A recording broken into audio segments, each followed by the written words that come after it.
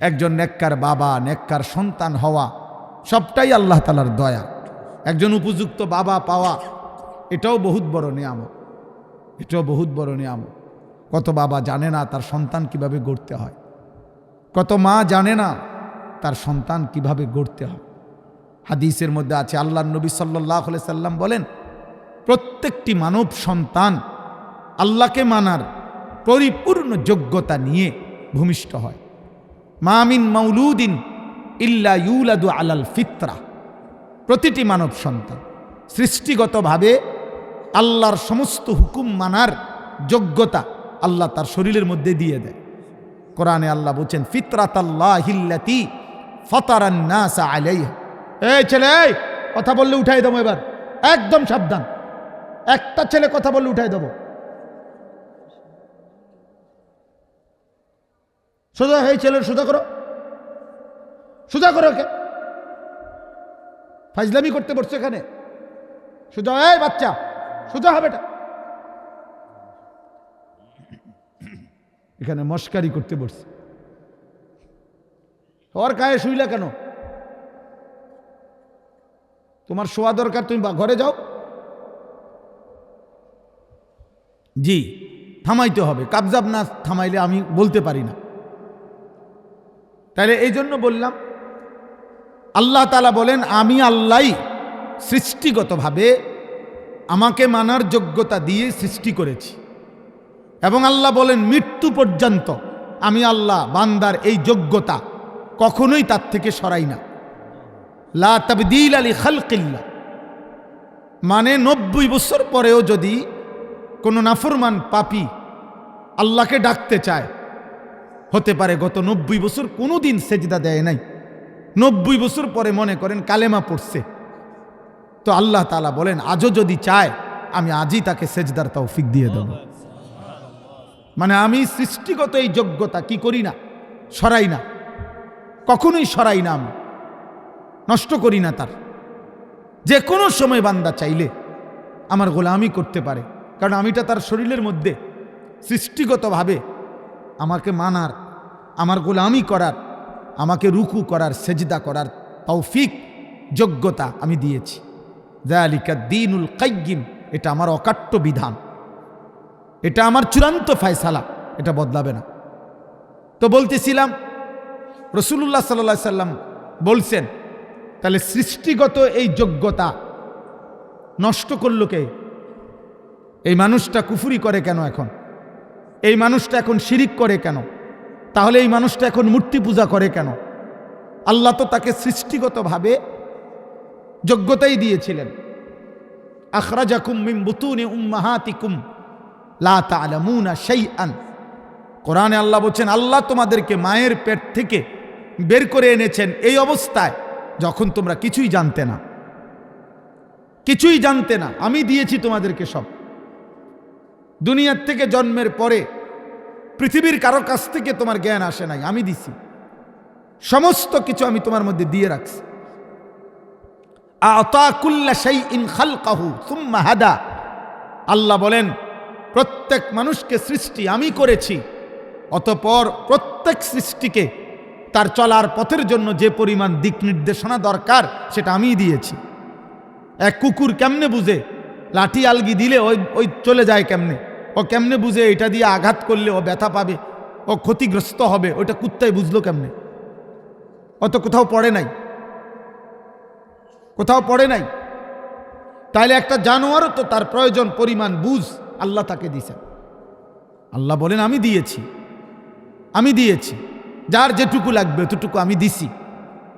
এজন্য সৃষ্টিগতভাবে কোরআনে আছে, ইন্না খালাকনাল ইনসানা মিন নুতফাতিন আমশাজ। আল্লাহ বলেন, একটি বীর্যের ফোঁটা থেকে, স্বামী স্ত্রীর বীর্যের ফোঁটা থেকে আমি আল্লাহ মানুষকে সৃষ্টি করেছি, নাবতালিহি, পরীক্ষা করার জন্য। ফাজাআল, দুনিয়ায় মানে তার আমল, তার ঈমান আমল পরীক্ষার জন্য। তো আল্লাহকে যদি বলি, আল্লাহ পরীক্ষার জন্য আপনি কি কি দিছেন? ফাজাআলনাহু সামিআন বাসীরা, আমি কান, চোখ, সারা অঙ্গ আমি আল্লাহ পরীক্ষায় উত্তীর্ণ হওয়ার মতো যোগ্যতা দিয়েই সাজিয়েছি। সাজিয়েছি।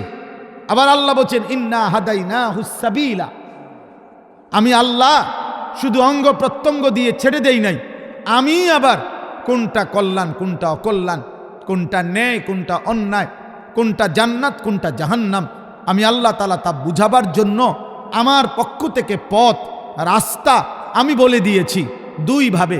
এক, আমি আমার পক্ষ থেকে মনোনীত বান্দা, কখনো নবী, কখনো রাসূল, কখনো উলামা সাহাবা, এইভাবে পাঠিয়েছি।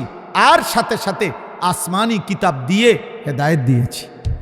আমি সব ইন্তজাম ক্লিয়ার রাখছি, সব ব্যবস্থাপনা রাখছি। শরীরের মধ্যে আমাকে মানার যোগ্যতা দিয়েছি। আমার এই কথাটা বুঝছেন?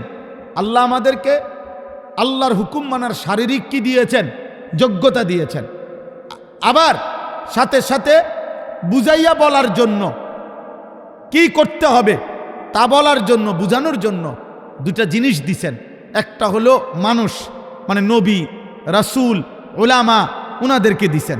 আরটা হলো কিতাব, আসমানি কিতাব দিছেন। তো এরপরে তাকে নষ্ট করে কে? তারে বিপদগামী করলো কে? সব কিছু থাকার পরেও আল্লাহর কিতাব আছে, বুঝানোর মতো মৌলানা আছে, ওলামা আছে। শরীরের মধ্যে রুকু করার সেজদা করার যোগ্যতা আমাদের শরীরে আছে কিনা বলেন? একটা কোমর যদি না বাঁকা হয়, নাই বাঁকা হইতো তো আল্লাহ রুকু করতে বলতো? সেজদা আমরা যে করতে চাইলে আমাদের সেজদা করার যোগ্যতা আছে আমাদের শরীরে? কথা বলে না? আছে? আছে, অবশ্যই আছে। কিন্তু একটা কুকুরকে বলেন, একটা ছাগলকে বলেন যে তাকবীরে তাহরিমা বাঁধো,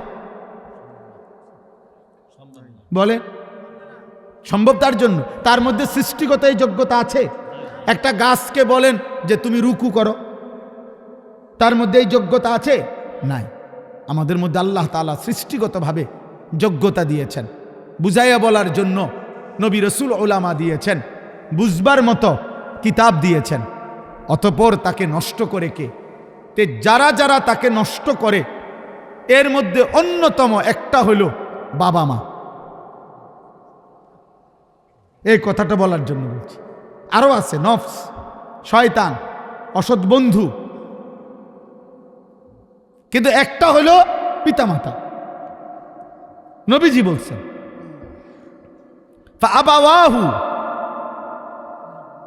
ফাআবাওয়াহু, সরাসরি হাদিস। আল্লাহ নবী বলেন আমার এই সৃষ্টিগত আমাকে মানার যোগ্যতাটা নষ্ট করে দিল কে? নবীজি বলেন তার বাবা মা। তার বাবা মা ইউহাব্বিদানিহি, তাকে ইহুদি বানিয়ে দিল। আও ইউনাসসিরানিহি, তাকে খ্রিস্টান বানিয়ে দিল। আও ইউমাজ্জিসানিহি, তাকে অগ্নি পূজক বানিয়ে দিল। আপনার ঘরে হিন্দি সিরিয়াল চলে, আপনার ঘরের টেলিভিশনের মধ্যে হিন্দি সিনেমা চলে। হিন্দি সিনেমার প্রত্যেকটার মধ্যে দুইটা জিনিসকে বিশেষভাবে দেখানো হয়। এক জিনিস মনে রাখবেন, হিন্দি সিনেমার মধ্যে অগণিত হিন্দি ছবির মধ্যে অহরহ হিন্দুদের ধর্মীয় পূজা অর্চনা, উপাসনা, মূর্তির দেবতার পূজা। তাইলে আপনার মুসলমানের মা, মুসলমানের ঘরওয়ালা বাবা, সে তার ছেলে মেয়ের জন্য যা ইন্তজাম করলো, সে প্রকাশ্যে ঘরের মধ্যে দেখে মূর্তি পূজার মহড়া। তাইলে তাইলে আপনি তাকে দেখাইলেন, ওই বাচ্চা বুঝ হওয়ার পর থেকে দেখলো যে সে আপনি সিগারেট খান, প্রতি মুহূর্তে আপনার মুখের সামনে দিয়ে ধোঁয়া বাইর হয়, আগুন বাইর হয়। আপনার বিড়ি সিগারেটের প্রত্যেকটার মধ্যে মুখে আপনার আগুন থাকে। তো বাচ্চা দেখে আগুন হইল আমার বাবার ধর্ম, আমার বাবার ধর্ম, আমার দাদার ধর্ম হইল আগুন, অতএব আমার প্রিয় জিনিস হওয়া উচিত আগুন। তো আগুন এটা প্রতীক, এটা তো মূর্তি পূজক, আগুন পূজারীর, এটা তো ইমানদারের প্রতীক হইতে পারে না। তা আপনি সন্তানকে কি শিখাইলেন? আপনি কি শিখাইলেন বলেন? তাইলে এই জন্য এটা বোঝা উচিত, পিতা মাতার খামখেয়ালি আহা সন্তান বরবাদ করে দেয়। হাসরের ময়দানে, হাসরের ময়দানে ওই মা বাপ, ওই অভিভাবক যাদের কারণে তাদের অনুসারীরা, অনুগতরা, সন্তানরা জাহান্নামী হবে, খোদার কসম তারা যে যার কারণে জাহান্নামী হইছে, যাকে দেখে যাকে অনুসরণ করে আল্লাহর কসম সে তাকে ডাক দিবে, আল্লাহকে বলবে, আল্লাহ আমার আব্বারে দেখতে চাই, আমার ওই নেতাটারে আমার একটু দরকার, আমার ওই দোস্ত তারে আমার একটু দরকার, আমার মাকে আমার একটু দরকার। আমি নিজ চোখে দেখছি, আমার এই দুই চোখে দেখছি, মাজারে রাস্তার থেকে দাঁড়াইয়া আমি দেখছি মহিলা তার 6 বছরের বা 8 বছরের বাচ্চাটাকে সাথে নিয়ে মাজারের মধ্যে সেজদা দিতেছে। মহিলা বাচ্চাটা দিতে চায় না, মহিলা এমনি মাথাটা জাঁতা দিয়া চাপ দিয়া বাচ্চাটাকে সেজদা করাইছে। হায় মা, তুই কি করলি? তুই মা করলিটা কি? তুই তোর ছেলেটাকে মুশরিক বানায় দিলি।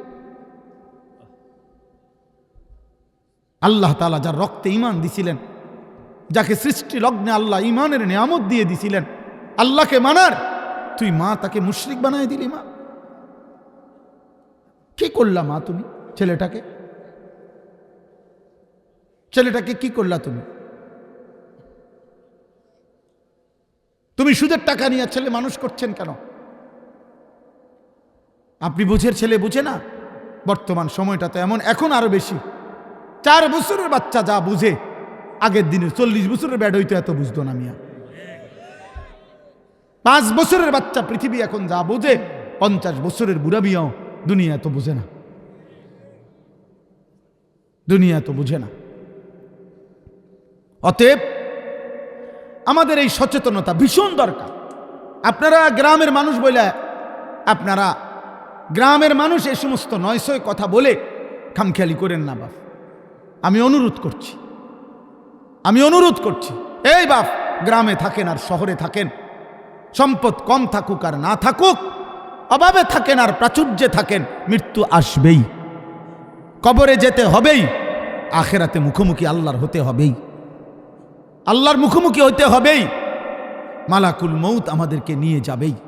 এই আমি আপনাদের সামনে কোরআনুল কারীমের যে আয়াতগুলো পড়ছি, এই আয়াতগুলো আমি একটু ব্যাখ্যা পরে করতেছি, আগে তর্জমাটা শুধু শোনেন, তাইলে আপনি বুঝবেন। শুধু অনুবাদটা শোনেন আল্লাহ কি বলেন। আমি এখানে 21 নম্বর পারা কোরআনুল কারীমের 32 নম্বর সূরা, এই সূরাটার নাম সূরায়ে সাজদা। এই যে আমরা যে সেজদা দেই, বুঝেন নাই? এই সূরার নামই সেজদা।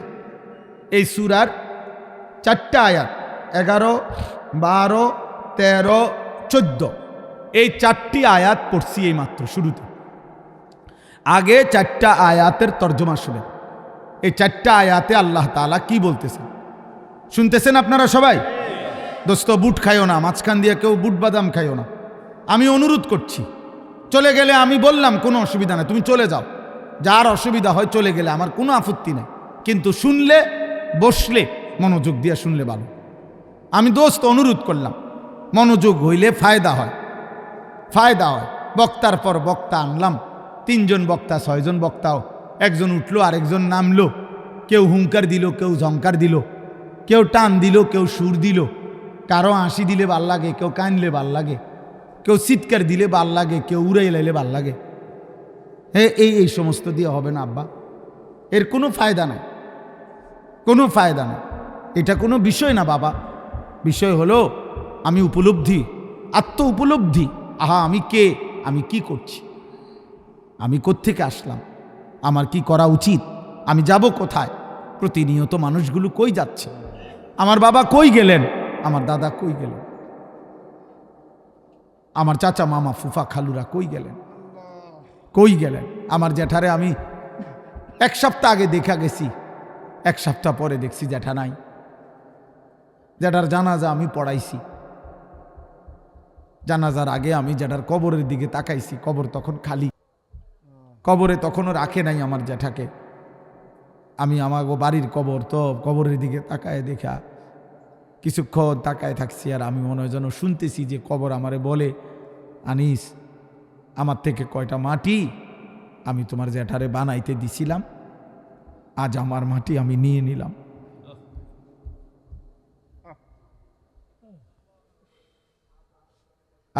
আমার মাটি আমি নিয়ে নিলাম। হুজুর বলতেছিলেন, আমার আব্বারে দেখছেন, মহব্বত করতেন, আমার আব্বা এমন সুন্দর সাজতেন, লম্বা সুন্দর সুপুরুষ ছিলেন। আমার বাবা, আমার আব্বা ছিলেন। শুক্রবার দিন জুমার নামাজের জন্য আমার আব্বা যখন সাজতেন, আমারও মনে আছে, আমি মনে ভাবতাম যে আব্বা যেন নতুন জামাইয়ের মতো এত সুন্দর পাগড়ি মাথায় দিত, সুরমা লাগাইতো চোখে, আতর লাগাইতো, বাবা পাঞ্জাবি সব কিছু নতুন সুন্দর ধোয়া ইস্তারি করা গাও দিত, মানে বাদশার মতো বাবা সাজত। আমার সেই সুন্দর বাবা, সাজগোজওয়ালা বাবা। তা আমি জানি না এখন বাপ আমার কবরে কেমন আছে। হযরত ওমর ইবনে আব্দুল আজিজ রাহমাতুল্লাহি আলাইহি তিনি কবরস্থানে দাঁড়িয়ে বলতেন, হে কবর, মাজা ফাআলতা বিল আহিব্বা। এটা দোস্ত ওমর ইবনে আব্দুল আজিজের কওল। আমার এই দোস্ত নুরুল আলম ওই শুনতে চায় ওমর ইবনে আব্দুল আজিজের নাম, আমি এই জন্য শুনাইলাম। ওমর ইবনে আব্দুল আজিজ কবরের সামনে দাঁড়িয়ে বলতেন, হে কবর, বলো না তুমি আমার স্বজনদের সাথে কি করেছো? আইনাল আহবাব, আমার বন্ধুরা কোথায়, আমার আপনজনরা কোথায়? আইনাল আসদিকা, আমার বন্ধুরা কোথায়? আইনাল জুল্লাস, আমি যাদের সাথে বসতাম তারা কোথায়? আইনাস সাম্মার, আমি যাদের সাথে রাত জেগে গল্প করতাম আমার সেই আপনজনরা কোথায়? তিনি আবার কানতে কানতে বলতেন যে, হে দুনিয়াবাসী শোনো, কবর আমারে বলতেছে, ওমর ইবনে আব্দুল আজিজ, তোর চাচা, মামা, ফুফা, তোর স্বজন, তোর বন্ধুদেরকে আমি মাটি একটা একটা করে অঙ্গ, হাত পাও, চোখ, নাক, কান খুলে খুলে ফেলছি। আমার মাটি আমার সাথে আমি মিশায়ে ফেলছি।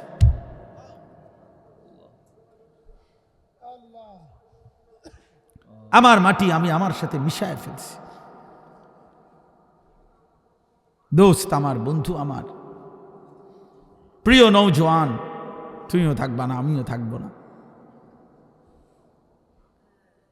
তুমিও থাকবা না, আমিও থাকবা না। উনিও ছিলেন না, এখন নাই। আল্লাহ তাআলা বলেন, শুনেন, এই মৃত্যুর দৃশ্য, আল্লাহর সামনে দাঁড়াবার দৃশ্য, মৃত্যুর মুহূর্তের স্মৃতি অবস্থা আল্লাহ তাআলা এখানে তুলে ধরছেন। এই জায়গা বড় সাংঘাতিক। আমার একজন আপনজন, আমার বিবির বড় ভাই মাওলানা মুফতি উসমান গনি 2-3 দিন আগে আমার সাথে সফরে ছিলেন উত্তরবঙ্গ। তো এক জায়গায় ফজরের নামাজ পড়াইছেন এই 2 দিন আগে। তো ফজরের নামাজে উনি এই আয়াতের এই সাইডটা পড়ছেন। উনি যে সময় পড়ছে নামাজে, তখনই আমার কলিজা ছিঁড়ে গেছে যে হায় মালিক, আপনি কি বললেন? ওইখান থেকে এটা মনে হয়েছে যে আমি আপনাদেরকে শুনাই। আল্লাহ তাআলা বলেন, কুল, হে নবী আপনি বলুন, ইয়াতাওয়াফাকুম মালাকুল মাউতিল্লাযী ওয়ুক্কিলা বিকুম, আমি আল্লাহর পক্ষ থেকে আমি যেই ফেরেশতা মালাকুল মউত আজরাইলকে দায়িত্ব দিয়েছি, সেই ফেরেশতা মালাকুল মউত আজরাইল তোমাদের প্রত্যেককেই নির্দিষ্ট সময়ে মৃত্যু দিয়ে দিবে। ইয়াতাওয়াফাকুম, তোমাদের মৃত্যু ঘটাবে, তোমাদের জান কবজ করবে আমার হুকুমে। ঠিক ওই টাইমে আমি রব ফয়সালা দেই, যেই টাইমে আল্লাযী ওয়ুক্কিলা বিকুম, আমি যাকে তোমাদের মৃত্যু জান কবজের জন্য দায়িত্ব দিয়েছিলাম সে তোমাদের মৃত্যু ঘটাবে। আমি একটু ব্যাখ্যা করব, আগে তরজমা বলি। সুম্মা ইলা রব্বিকুম তুরজাউন, প্রতিটা মৃত্যুর পরে মালাকুল মউত আজরাইল জান কবজের পরে এরপরে কি হবে? আল্লাহ বলেন, অতঃপর তোমরা সকলেই একমাত্র শুধুমাত্র আমি আল্লাহর কাছেই ফিরে আসবে। ধনী হও, গরিব হও, সুস্থ হও, অসুস্থ হও, সম্পদশালী হও আর দুর্বল হও, গ্রামের হও আর শহরের হও, বোঝো বা না বোঝো, ইমানদার হও আর বেঈমান হও, আমার কাছে ফিরতে হবে। কার কাছে? সুম্মা ইলা রাব্বিকুম তুরজাউন। তাহলে দুই কথা বলা হইল। এক, হে নবী আপনি বলে দেন তোমাদের প্রত্যেককে আমি আল্লাহর পক্ষ থেকে নির্ধারণ করা মালাকুল মউত আজরাইল জান কবজ করবে, মৃত্যু দেবে, অতঃপর তোমাদের সকলকেই আমি আল্লাহর কাছে ফিরতে হবে, আসতে হবে। গেল এটা। এবার দ্বিতীয় আয়াত আল্লাহ তাআলা বলেন ওয়ালাউ তারা ইদিজ যালিমুনা নাকিসু রুউসিহিম ইনদা রাব্বিহিম। হায় বন্ধু, আপনি যদি সেই দৃশ্যটা একটাবার দেখতেন। আল্লাহ মহব্বত করে নবীকে বলতেছেন, বন্ধু আপনি যদি ওই দৃশ্য দেখতেন, ওয়ালাউ তারা, যদি আপনি দেখতেন, ইদিল মুজরিমুনা, সমস্ত পাপী, নাফরমান, কাফের, মুশরিক, মুনাফিক, বেঈমান, অবাধ্য, আল্লাহর দুশ্মন, আল্লাহর এক এক হুকুমের লঙ্ঘনকারী, নামাজ নাই, বন্দিগি নাই, ঈমান নাই, সেজদা নাই, গোলামি নাই, হালাল হারামের পার্থক্য নাই, চুরি, ডাকাতি, জিনা, ব্যভিচার, মদ, জুয়া, বেপরদিগি, বেহায়াপনায় জীবন শেষ করছে যারা, আল্লাহ বলেন আপনি যদি এমন একটা একটা পাপীকে আপনি যদি দেখতেন, না কিসু রুউসিহিম ইনদা রাব্বিহিম, প্রত্যেকেই কিভাবে আমি আল্লাহর সামনে নিজেদের মাথা নুয়ে মাথাটা নিচের দিকে দিয়ে দাঁড়িয়ে আছে। সেদিন আমি আল্লাহর সামনে চোখ তুলে তাকাবে, সেদিন আমি আল্লাহর চোখের দিকে তাকিয়ে একটা প্রশ্নের উত্তর দিবে, সেদিন আমি আল্লাহর মুখোমুখি হলে আমার দিকে চোখ ফিরে দেখবে। খোদার কসম আল্লাহ বলে, বান্দা এই সক্ষমতা থাকবে না, এই সক্ষমতা থাকবে না, এই সক্ষমতা থাকবে না। আল্লাহ এবার বলেন, তো মাথা নিচের দিকে দিয়ে নাফরমান চোখের পানি ফেলতে ফেলতে বলবে, রব্বানা আবসারনা ওয়া সামি'না, আল্লাহ জাহান্নামের দৃশ্য যা দেখার তা তো দেখলাম, যা শুনবার আযাবের ঘোষণা তা তো শুনলাম, ফারজি'না, অতএব মাওলা আপনার কাছে মুখোমুখি হয়ে মাথা নিচের দিকে নামিয়ে অপরাধী হিসাবে স্বীকৃতি দিয়ে আজ শুধু একটা আবদার, আমার একটা বারের জন্য দুনিয়ায় ফেরত দেন, আর একবার আমারে দুনিয়ায় যেতে দেন, না আমাল সালিহান, এবার গেলে সত্যি সত্যি আমি নেক আমল করব, গুনাহ ছাড়ব, সেজদা দেব, আপনার গোলামি করব। কেন? ইন্না মুকিনুন, আজ আমি আখিরাত বিশ্বাস করছি, আজ আমি কবর বিশ্বাস করছি, আজ আমি হাসর বিশ্বাস করছি, আজ আমি জান্নাত জাহান্নাম বিশ্বাস করছি। অতএব আপনি আমারে আরেকবার দুনিয়ায় ফেরত যেতে দেন। আল্লাহ তাআলা এবার তৃতীয় আয়াত আল্লাহ তাআলা বলেন, আল্লাহ জবাব দিবেন, ওয়ালাউ শি'না লাআতাইনা কুল্লা নাফসিন হুদাহা। আল্লাহ বলেন, এই বান্দা, এই নাফরমান, তুমি জানো আমি সেই আল্লাহ, আমি তো চাইলে প্রথমবারের দুনিয়াতেই তোমাদের সকলকে সেজদা দেওয়াইতে পারতাম, আমার গোলামি করাইতে পারতাম, আমার বন্দিগি তো আমি করাইতে পারতাম, আমি তো ক্ষমতাবান ছিলাম, আমি তো পারতাম। আমার এক সুতা নাফরমানি করে এক ঢোক পানি তো পান করতে পারতা না। আমি চাইলে আমার বিরোধিতা করে, আমার হুকুমের লঙ্ঘন করে এক সেকেন্ড আমার নিঃশ্বাস নিতে পারতা না, হৃদয়ের স্পন্দন চলতো না, আমি তো পারতাম বান্দা। কিন্তু ওয়ালাকিন হাক্কাল কওলু মিন্নি, আমি আল্লাহর চূড়ান্ত ফয়সালা এটা, লা আমলা আন্না জাহান্নামা, আমি জাহান্নামকে পূর্ণ করব, মিনাল জিন্নাতি ওয়ান নাসি আজমাইন, অগণিত মানুষ এবং জিনের দ্বারা, অগণিত মানুষ এবং জিনের মাধ্যমে আমি আমার জাহান্নামকে পূর্ণ করে দেব। নাউযুবিল্লাহ, নাউযুবিল্লাহ। আল্লাহ বলছেন, এই জন্য আমি তো সকলকে চাইলে দুনিয়াতে, আচ্ছা বলেন আমরা যারা এখানে আছি এক ওয়াক্ত নামাজ পড়ি না, আল্লাহ চাইলে আমাদেরকে নামাজ পড়াইতে পারবে না? আমরা যারা আল্লাহর নাফরমানি করি, আমাদের আল্লাহ চাইলে আমাদেরকে আল্লাহর অনুগত বান্দা হিসাবে দুনিয়া চালাইতে পারবে না? আমরা আল্লাহ আমাদের সাথে কুলাবে না? কথা বলেন না কেন?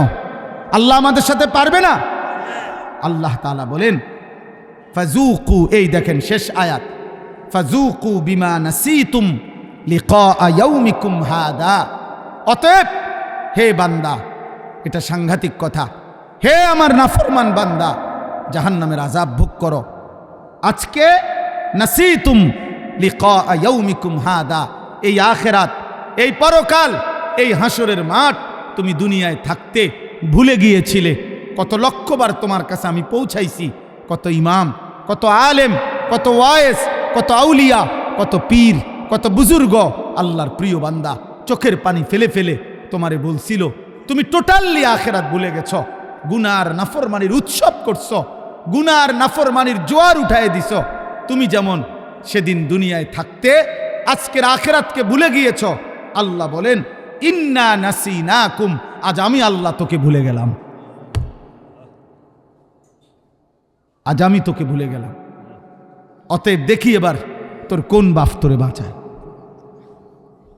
এবার তুমি বলো বান্দা, তোমার কোন বাপ তোমাকে বাঁচাবে?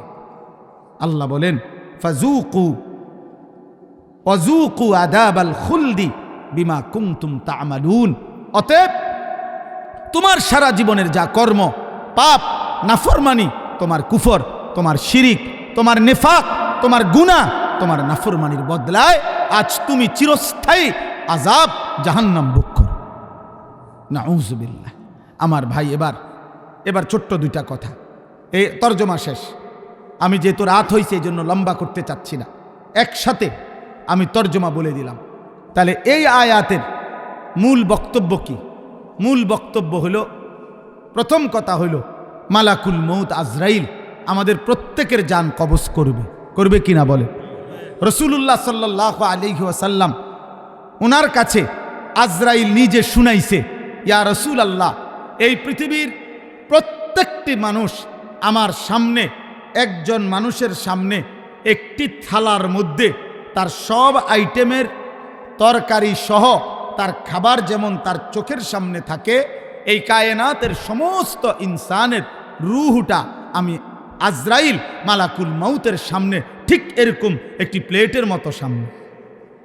আর আল্লাহ যখনই হুকুম করে আমি তৎক্ষণাৎ আমার প্লেটের সামনে থেকে খাবার যেরকম তুলে নেই, আমি ওই রকম ওই প্রাণীর, ওই মানুষটার আমি আল্লাহ তাআলা হুকুমে আমি তৎক্ষণাৎ রূহটা কবজ করে নিই। এটা আল্লাহ নবী সাল্লাল্লাহু আলাইহি ওয়াসাল্লাম বলছে।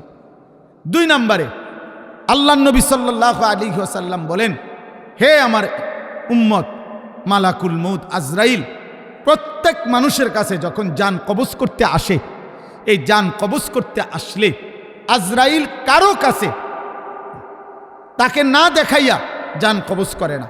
প্রত্যেক ইমানদার হোক নাফরমান হোক, আজরাইল আগে আইসা দাঁড়ায়, এরপরে জান কবজ করে। এ দাঁড়াইবার সময় হাদিসের মধ্যে আছে, মালাকুল মউত আজরাইল যখন এসে দাঁড়ায় তো নাফরমান আর পাপী তার সামনে আজরাইল যখন দাঁড়ায়, এতটা বিভৎস, এতটা কুৎসিত, এতটা জঘন্য ভয়ানক আগুনের লেলিহান শিখাওয়ালা আকৃতি নিয়ে দাঁড়ায়। তাফসিরে আছে ইব্রাহিম আলাইহিস সালাম জীবনে একবার আজরাইলের নাফরমানের সামনে কেমনে দাঁড়ায় এই আকৃতিটা একবার দেখতে চাইছিলেন। আজরাইল দেখাইছেন, ইব্রাহিম আলাইহিস সালাম চিৎকার করে বেহুশ হয়ে গেছেন। আর হুঁশ আসার পরে ইব্রাহিম নবী বলছেন, হে মালাকুল মউত, খোদার কসম, জাহান্নামের আযাব লাগবে না, কবরের আযাব লাগবে না। তুমি মালাকুল মউতের এই ভয়ঙ্কর দৃশ্য কোনো নাফরমান পাপী, কোনো মুশরিক বেঈমান একবার দেখলেই তার সারা জিন্দেগীর গুনার শাস্তির জন্য এটাই যথেষ্ট, এটাই যথেষ্ট, এটাই যথেষ্ট। আজকে যুবক ভাই, আজকে বয়স্ক বাবা, আপনারা আমরা সবাই খামখেয়ালি করছেন। আমার কাছে কিতাব আছে, কিতাবে লিখছে ঈসা আলাইহিস সালাম নূহ নবীর একজন বংশধরকে কবর থেকে উঠাইছিলেন। কবর থেকে উঠাবার পরে ঈসা নবী উনার বংশধরকে জিজ্ঞেস করছে, হে নূহ নবীর বংশধর, আপনি দুনিয়ার মধ্যে কতদিন হায়াত পাইছেন? তখন ওই নূহ নবীর বংশধর বলছে 450 বছর। তখন ঈসা আলাইহিস সালাম জিজ্ঞেস করছে, এই 450 বছরের ভিতরে আপনার চুল দাড়ি সাদা হইছে কোন দিন, কত বছর বয়সে? নূহ আলাইহিস সালামের বংশধর বলছে, হে ঈসা নবী, আল্লাহর কসম 450 বছর পর্যন্ত আমার একদিন 1 সেকেন্ডের জন্য চুল দাড়ি কোনোদিন সাদা হয় নাই, 450 বছরই কালো ছিল। কিন্তু খোদার কসম, মালাকুল মউত আজরাইল যখন জান কবজ করে, জান কবজের ওই কয়েক সেকেন্ড রূহ কবজ করার কষ্ট আর যন্ত্রণায় আমার 450 বছরের কালো চুল দাড়ি নিমিষেই সাদা হয়ে গেছে, নিমিষেই সাদা হয়ে গেছে। আরো শুনেন আমার দোস্ত, কিতাবের মধ্যে আছে রাসূলুল্লাহ সাল্লাল্লাহু আলাইহি সাল্লামের একজন বিখ্যাত সাহাবী আমর ইবনে আস রাদিয়াল্লাহু তাআলা আনহু, তিনি বলছেন ওনার সন্তান ওনার মৃত্যুর পূর্ব মুহূর্তে নবীর সাহাবীকে জিজ্ঞেস করছে, আব্বা এই মুহূর্তে আপনি নবীর একজন মহান সাহাবী, আপনার মৃত্যুর যন্ত্রণা আজরাইলের রূহ কবজ করার পূর্বে কেমন লাগতেছে? হযরত আমর ইবনে আস বলছে, ইয়া বুনাইয়া কাআন্না জিবালাদ দুনিয়া আলা সাদরি, হে আমার প্রিয় সন্তান, আমার মনে হইতেছে পৃথিবীর সবগুলো পাহাড় আমার বুকের উপরে চাপ দিয়ে রাখছে, পৃথিবীর সমস্ত পাহাড় আমার বুকে চাপ দিয়ে রাখছে। দোস্ত আমার, দোস্ত আমার, বন্ধু আমার, সাকরাতুল মউত, মৃত্যু যন্ত্রণা, মৃত্যু বড় ভয়ানক বিষয়, মৃত্যু বড় ভয়ানক বিষয়, মৃত্যু বড় ভয়ানক বিষয়। এই পৃথিবীতে মৃত্যুর ভাবনা, মৃত্যুর কথা যার স্মরণ থাকে না, মৃত্যুর কথা যার মনে নাই, তার জীবনটাই নাফরমানের জীবন হইতে পারে। কোনো ইমানদার অথবা কোনো বিবেকবান যে চোখের সামনে মৃত্যু দেখছে, সে অহংকার করে কেমনে? যে চোখের সামনে অনিশ্চিত মৃত্যু দেখে, সে দুনিয়া নিয়া এত পাগল পারা হয় কেমন? আল্লাহ বলেন আমার সামনে মাথা নুয়ে থাকবে আর বলবে, আল্লাহ আমি সব দেখছি, জাহান্নামের আযাব দেখছি, আমার দুনিয়ায় ফেরত দেন। আল্লাহ বলবে, না বান্দা, না বান্দা, আমার বাপ এত মৃত্যু, এত লাশ, এত মানুষের জানাজা দেখবার পরে এই ঈদগাহ মাঠে কত মানুষের জানাজা হয় না? কথা বলেন না? আপনাদের কবরস্থান নাই? এখানে একজন মানুষ আছেন যে কোনোদিন কবর দেখেন নাই? বলে না ভাই? একজন মানুষ আছে যে কখনো লাশ দেখে নাই, কোনো জানাজা পড়ে নাই? এত মৃত্যু, এত লাশ, এত জানাজা, আমাদের একটা বারও যদি আখেরাত মনে না করায়, এর কেমন শক্ত পাষাণ দিল হইল বাপ। এই যুবক ভাই, রাত অনেক হয়েছে, আব্বা তোমরা যে কয়জন আছো, আমি হাত জোড় করে দোস্ত আমার বলি না বাপ, কেমনে তুমি এত মৃত্যু দেখে, তোমার পূর্বপুরুষের কেউ দুনিয়ায় নাই, তুমি এক ওয়াক্ত নামাজ পড়ো না, এত শক্ত, এত পাষাণ কেমনে হইল আব্বা? আরে আব্বা, দুনিয়ার মেম্বার, চেয়ারম্যান, দুনিয়ার কোনো নেতা মেতার বিরোধিতা করিলে হইতে পারে সাময়িক কিছু যন্ত্রণা হইতে পারে, পেরেশানি হইতে পারে, কিন্তু এত বড় সৃষ্টিকর্তার নাফরমানি করে যাবা কোথায়? যাবা কোথায় বাপ? একটা ছেলে বলো, একজন বাবা বলেন, আজকে 30 বছর যারা সুদ খাইতেছেন, প্রতিদিন যাদের ঘরে রঙিন টেলিভিশন চলে, যাদের স্ত্রী ছেলে মেয়ে নামাজ পড়ে না, আপনি বলেন না আব্বা এগুলা কি গুনাহ না? কথা বলেন না কেন? তো এই গুনার কি কোনো আখিরাতে হিসাব হবে না? আমার বাপ, কোরআনুল কারীমের মধ্যে আছে একজন নাফরমান মোট 3 বার আল্লাহর কাছে আবার দুনিয়ায় ফেরত আসতে চাইবে। খোদার কসম 3 বারই আল্লাহ বলবেন, নাকিসু রুউসিহিম ইনদা রাব্বিহিম রব্বানা আবসারনা ওয়া সামি'না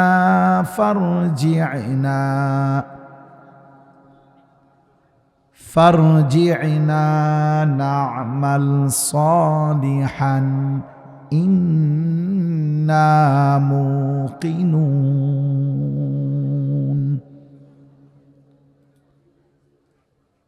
ওয়ালাউ শি'না লাআতাইনা কুল্লা নাফসিন হুদাহা ওয়ালাকিন হাক্কাল কওলু মিন্নী লাআমলাআন্না জাহান্নাম লাআমলাআন্না জাহান্নাম জাহান্নামা মিনাল জিন্নাতি ওয়ান নাসি আজমাইন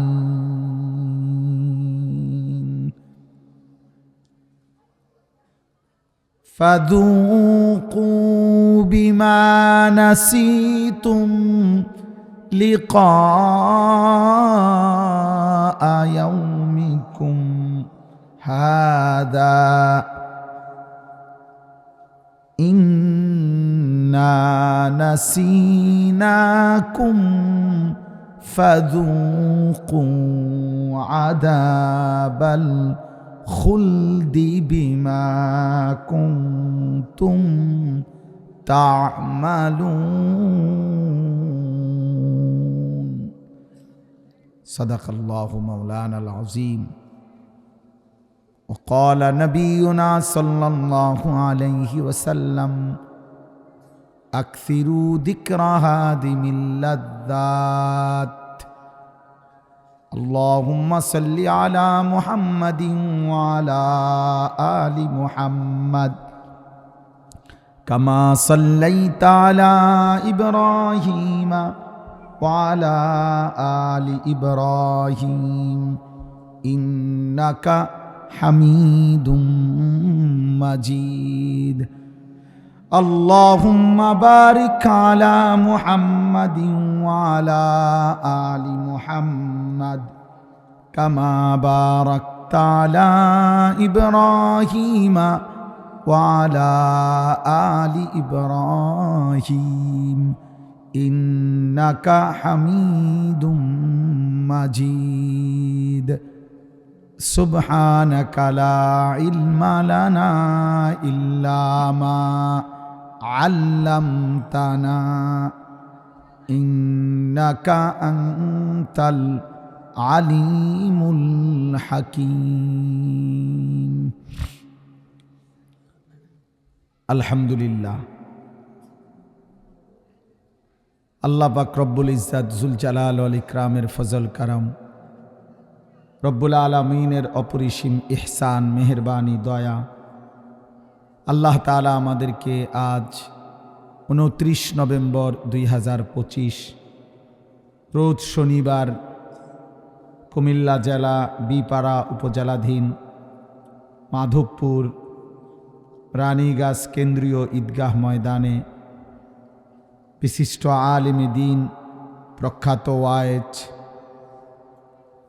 আলহাজ হযরত মাওলানা গিয়াসউদ্দিন রাহিমাহুল্লাহু তাআলা এর স্মরণে এবং এলাকার সমস্ত কবরবাসীদের রুহের মাগফিরাত কামনায় আজকের এই মুতাবাররাক দ্বিতীয় বার্ষিক ওয়াজ ও দোয়ার মাহফিলে আল্লাহ তাআলাই আমাদেরকে আসবার বসবার আল্লাহর জন্যই জমা হওয়ার তৌফিক দান করেছেন আলহামদুলিল্লাহ। প্রিয় নওজোয়ান ভাই, তোমরা যারা রাস্তায় দাঁড়িয়ে আছো, দোস্ত যে যতক্ষণই শোনো, আমার অনুরোধ ভিতরে আসো, এতে বরকত হবে। 5 মিনিট হোক ভাইয়া, 5 মিনিট হোক, 2 মিনিট হোক, 10 মিনিট হোক, আধা ঘন্টা হোক, যে যখন প্রয়োজন আমি অনুমতি দিলাম, চলে যাবা, কোনো সমস্যা নাই ভাই। যার যখন দরকার হয়, একবারে সামনের ব্যক্তি, স্টেজের ব্যক্তি, যিনি যেখানে আছেন, যার যখন প্রয়োজন হয় চলে যাবে, কোনো অসুবিধা নেই। আমি ব্যক্তিগতভাবে এতে বিব্রত বোধ করি না আগের থেকেই, কারণ প্রত্যেক মানুষের প্রয়োজন থাকতে পারে। পুরা শেষ পর্যন্ত মুনাজাত পর্যন্ত থাকতেই হবে বাধ্যতামূলক, এমন কিছু না। আল্লাহর কথা যে যেটুকু শোনে এটুকুই লাভ। ওই যে অটোর ভিতরে যারা বসছো, ভাই দোস্ত অটো থেকে নাইমা আসো, ওই সাদা ফ্যান আও। জি মাশাআল্লাহ, যখনই যার সুযোগ হয়, প্রয়োজন হয়, চলে গেলে কোনো অসুবিধা নাই। কাজ থাকতে পারে, ক্লান্তি থাকতে পারে, শারীরিক দুর্বলতা থাকতে পারে, সারাদিন পরিশ্রম করছেন। এই দ্বিতীয় কথা হলো, সবগুলো মোবাইল হাতে ধরা যারা ভিডিও রেকর্ড করছেন, এগুলো বন্ধ করতে হবে। মোবাইল হাতে ধরে একজনও ভিডিও বা রেকর্ড করা যাবে না। আগেরটা তো একটু নরমে কইছি, এটা একটু শক্ত বললাম, এবং আশা করা যায় এটার উপরে আরেকটু শক্ত হবে। তার মানে ভিডিও করতে দেব না, হাত ধরে মোবাইল হাতে ধরে ভিডিও বা রেকর্ড করতে দেব না। যদি আমি কাউকে দেখি এরপরে আপনারা উঠাই দেব ধমক দিয়া, প্রয়োজনে লোক নিমু আপনার উঠাই দেওয়ানে লেগে। এই জন্য দয়া করে একজনও ছোট বড় কেহই মোবাইল হাতে ধরে ভিডিও বা রেকর্ড করা যাবে না। দোস্ত এতে মনোযোগ হয় না, দিল জমে না, দিল জমে না। রাত 11টা বাজে, কাজেই রাত্র একদম কম হয় নাই, অনেক রাত হয়েছে, চারদিকে ঠান্ডা কুয়াশা। অতএব আমাদের প্রত্যেকেরই ঘরে ফেরা দরকার, কিছুটা সময় ঘুমানো দরকার, ফজরের নামাজ পড়া দরকার।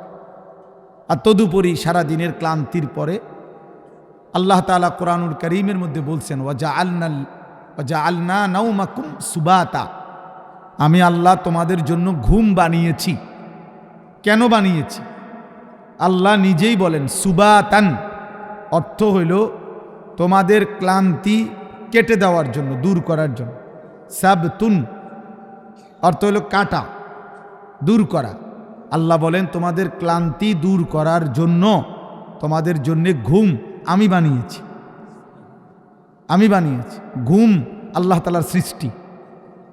ও আব্বা কথা বলো না, বাবা কথা বলো না, ঘুমাইলো শুয়ে লো, তোমরা ছোট মানুষ তো, শরীর তো এটা আর কত বয়ে থাকবে। তাইলে ঘুম এটা আল্লাহর মখলুক। আমরা যে বলি আপনার 18,000 মখলুকাত, তো মনে করেন এইটার সম্পর্কে আরো মতামত আছে। 18,000 হোক আর 16,000 হোক, 2,000 বেশি হোক আর কম হোক, অথবা 10,000 বেশি হোক কম হোক, সবই আল্লাহর। সবই কার? আল্লাহ। তো এই মখলুকাত বলতে শুধু গরু ছাগল মানুষ জিন এটা না, বরং আল্লাহ তাআলার মখলুক বলতে আমরা সবটা বুঝিও না, বুঝিও না আমরা। যেমন এই ঘুম এটা আল্লাহর মখলুক, এটা আল্লাহ তাআলার মখলুক। ওয়াজআলনান নাহার, আল্লাহ বলেন আমি দিন বানিয়েছি, এটা আল্লাহর মখলুক। ওয়াজআলনাল লাইলা, আমি আল্লাহ রাত বানিয়েছি, তাহলে এটা আল্লাহর মখলুক। ওয়া আন্নাহু হুয়া আদহাকা, আল্লাহ বলেন তিনি হাসান, এ হাসি এটা আল্লাহ তাআলার মখলুক। ওয়া আবকা, আল্লাহ কাঁদান, এটা আল্লাহর মখলুক। তাহলে আমরা আল্লাহর মখলুক কোনটা কিরকম কেমন সবটা বুঝিও না, বুঝিও না। এই জন্য বাপ, প্রিয় ভাই নওজোয়ান, সবাই মিলে মহব্বতের সাথে আন্তরিকতা নিয়ে আল্লাহর কথা শুনলে বরকত হবে। একজন পরম শ্রদ্ধেয় জনাব হযরত মাওলানা গিয়াসউদ্দিন সাহেব আমাদেরও অনেক মহব্বতের ছিলেন। এক কথায় আমাদের সমগোত্রীয় মানুষ ছিলেন। আমরা যেমন আল্লাহর দয়ায় 2-4 শব্দ রবের কথা বলার সুযোগ আল্লাহ দিছেন, তিনিও জীবিত থাকাকালীন আজীবন আল্লাহর কথা বলে বেড়াইছেন। আমি নিজেও ওনাকে বহু মাহফিলে দেখছি। ওয়াজের সূত্রেই ওনার সাথে আমার পরিচয় ছিল, এই ওয়াজ করতে গিয়েই ওনার সাথে আমার পরিচয় ছিল। ওনার ছেলে মাওলানা রহমতুল্লাহ আমার মাদ্রাসার উস্তাদ এবং আমাদের মাদ্রাসার শিক্ষা বিভাগীয় পরিচালক, নাজেমে তালিমাত। আলহামদুলিল্লাহ পুরা মাদ্রাসার 500 ছাত্র, 34 জন শিক্ষক কর্মচারী, পড়ালেখার সমস্ত বিষয় এই মাওলানাই সামলায় মাদ্রাসা। তো এই মাওলানা, আমি ওনাকে নিছিয়ে ওনার বাবার পরিচয়ের কারণ, উনি শুধু বলছেন আমার একটা ছেলে দারুল আরকাম মাদ্রাসা থেকে ফারেগ হয়েছে, হুজুর তার জন্য একটা খেদমত দেখে। তা আমি বললাম যে আর কোথায় পড়ছে? বলছে যে আমার হাফেজ মাওলানা আবু হানিফ ভাই রসুলপুর মাদ্রাসায় পড়ছে। আবু হানিফ ভাই তো আবু হানিফ ভাই, আমার দোস্ত। তাই এই জন্য দোস্তরে জিগাইছি, দোস্ত বলছে কোনো কথা নাই। আমিও বলছি আর কোনো কথা নাই। আলহামদুলিল্লাহ আল্লাহর দয়ায় জিন্দেগির প্রথম খেদমত আমাদের মাদ্রাসা এখনো করছেন। এই জন্য ভাই সবাই মিলে, একজন প্রিয় মানুষ তিনি ছিলেন, আপনাদের ভালোবাসার মানুষ ছিলেন। আমরা জানাজার সময়ও ছিলাম এবং গত বছরের মাহফিলও আমরা ছিলাম। আল্লাহ তাআলা আমাদের সবাইকে ঈমান আমলের জীবন দান করেন।